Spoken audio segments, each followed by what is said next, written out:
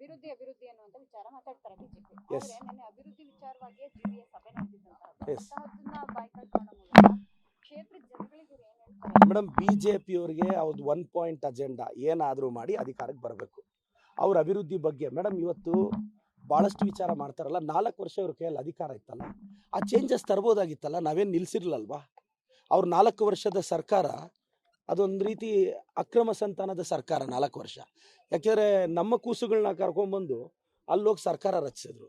ಇವತ್ತು ಅಭಿವೃದ್ಧಿ ಬಗ್ಗೆ ಅವ್ರ ಕಾಳಜಿ ಇದ್ದಿದ್ರೆ ಬರಬೇಕಾಗಿತ್ತು, GBAಗೆ ಬಂದು ಫೈಟ್ ಮಾಡಬೇಕಾಗಿತ್ತು.